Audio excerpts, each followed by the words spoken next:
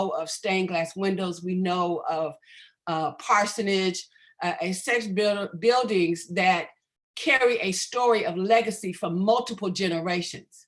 So it may not necessarily appear to the outside viewer as an asset, but what is lodged into that brick and mortar, into that sidewalk, into that garden, is a legacy of generational wealth.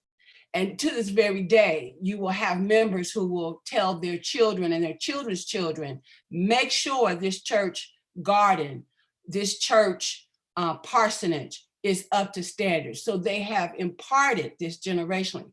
So it requires us to consider these factors as we look at the value and merit of a church and whether it stays in the location that it's in and relocates, because you're moving memory and wanting to make sure that that memory is intact.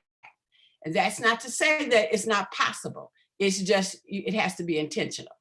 Thank you so much, Dr. Toure. And, you know, it's interesting because we understand sacred memory around the Confederate memories. People go through great lengths to preserve statues and monuments to the Confederate.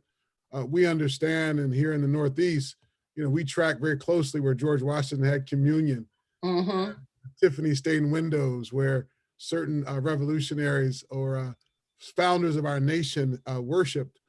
But many of the sacred places where African Americans were forced out of churches to create their own churches, they may not have the architectural significance that certain people want to preserve, but they are sacred to us and sacred to our nation's history. And so thank you, Dr. Toure, for reminding us the importance of this.